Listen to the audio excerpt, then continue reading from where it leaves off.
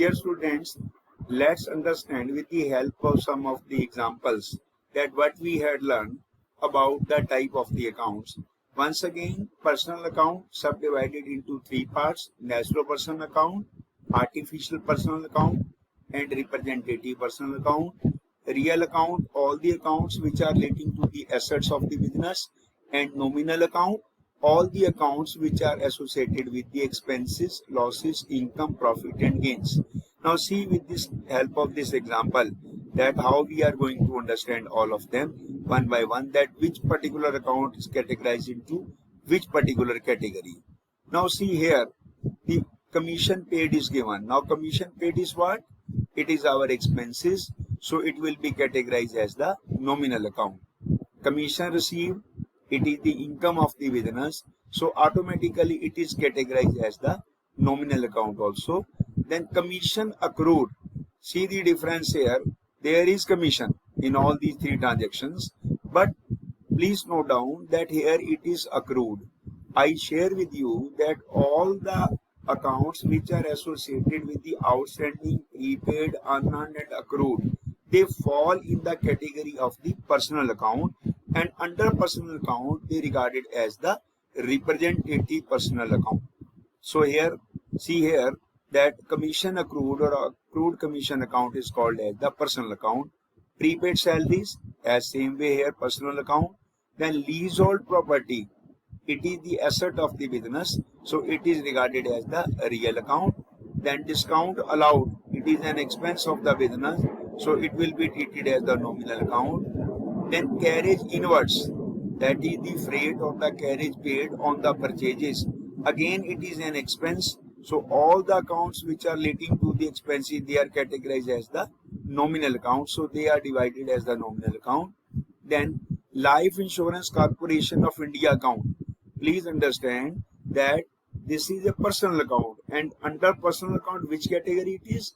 It is the artificial personal account, because Life Insurance Corporation of India is not a natural person, it is also not the representative person, so it is the artificial person. Artificial person means all the persons whose accounts are associated with reference to what? With reference to the companies, boards, partnership firms or any other artificial entity. So accordingly we will say that Life Insurance Corporation of India is which account? It is the personal account. Then drawings account. What is drawing?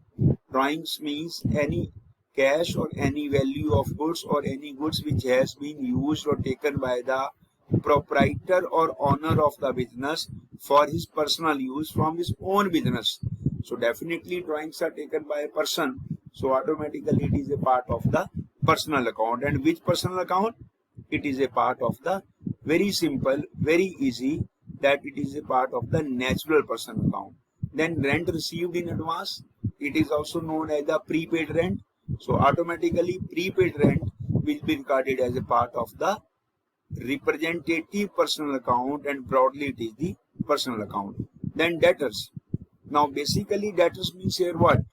Debtors, they are the assets of the business, but here debtors are regarded as the personal account because names are there. Debtors are the parties from whom the business has to receive the money, so automatically here debtors will be regarded as the personal account, so they are the natural personal account. Then sales account is there. Now what we mean by the sales? Sales is a goods account, so automatically sales means we had received some income by sale of the goods. Sale account here, this way that the business has received some income on account of sale of some goods and services, so sales account will be regarded as a nominal account. Then rent paid in advance, again all the expenses which are associated with the unearned, prepaid, accrued, they are categorized as the personal account, and they are also the representative personal account. So rent paid in advance will be regarded as the part of personal account. Then bank overdraft, definitely business sometimes take the loan from the financial institutions, from the banks, so bank overdraft will also be taken as a personal account by the name of the bank from where we had taken it. So bank overdraft may be a PNB bank overdraft, maybe SBI overdraft, maybe Axis Bank overdraft. So here the name of the bank is given here. So bank overdraft will be taken as the personal account. Let's understand one more example. Example say that classify the following into real, personal or the nominal account. How they will be categorized one by one we understand here. See, first item is given capital. What capital is? Capital is a personal account. Why it is personal account? Because someone definitely had invested the amount, and that may be person or that may be the artificial. Maybe investment in a company, maybe investment in a board, maybe investment in a joint sector. So capital account always be a personal account. Then again the drawings. Drawings, as earlier also shared with you, drawings is the amount which is used or withdrawn by the proprietor for his personal consumption from his own business. So drawings, they are also categorized as the personal account. Cash paid. Cash is the asset of the business, and all the assets account, they are categorized as the real account. So cash will be regarded as the real account. Likewise, cash received. Again, the cash received it is a real account because it is the asset of the business. Commission paid is an expense, so it will be categorized as the nominal account.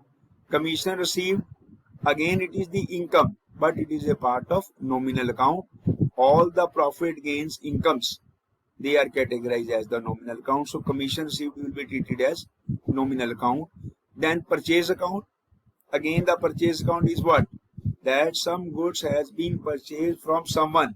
So automatically it is a part of the nominal account, that some expenses being done for the purchase of the goods or services. Sales account, again the nominal account, that we had received some of the money from some of the persons on account of what? On account of sale of goods. So sale of goods will be regarded as the income of the business. So it is categorized as the nominal account. Then furniture. Furniture is a real account because it is an asset of the business. Then cash account. Again it is a real account because it is the asset of the business. Then bank account. Bank account here means with reference to the name of the bank. So it is regarded as the personal account. Bank overdraft. Again it is a type of a liability, but with the name of the bank from here we have taken the overdraft. So it is personal account. Debtors account. Debtors account again here means that it is a personal account with the name of the parties from whom the business has to recover the money. Likewise for creditors account, they are also again creditor personal account. Name of the parties to whom the business has to give the money on account of credit purchase of goods and services. Traveling expenses, as the name clear, it is a nominal account because it is expense. Goodwill is an asset of the business, so it is regarded as the real account because all the accounts which are relating to the assets of the business, they are regarded as the real account of the business. Then next item is patents. Patents is again the real account. Why patent is a real account? Because patents is again the asset of the business. Then salaries.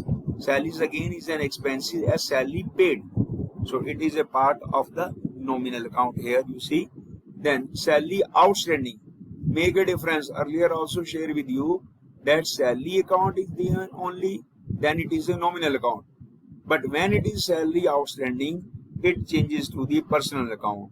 And under personal account, which account it is? It is the representative personal account.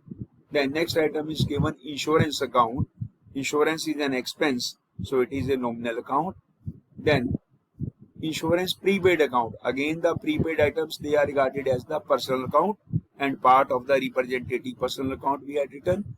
Bad debts are written off. Bad debts means the amount which is not recovered from the debtors or parties. It is a loss. So all the accounts which are relating to the loss, incomes, profit gains, they are the part of nominal account.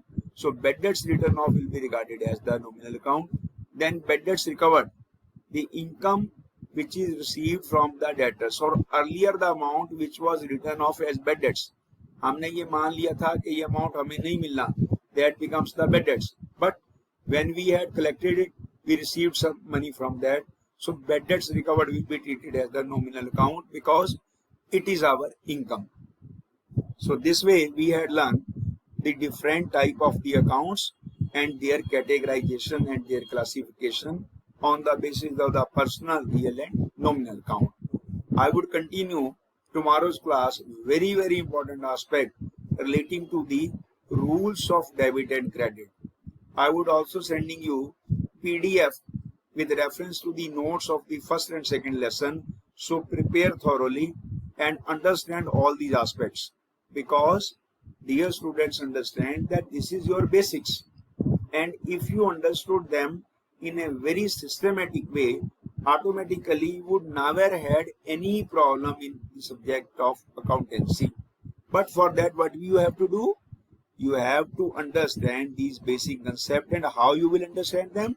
When you thoroughly watch these videos and also read the books and make your queries, your doubts share to me, then only you will understand all these aspects. Thank you very much. Have a wonderful day.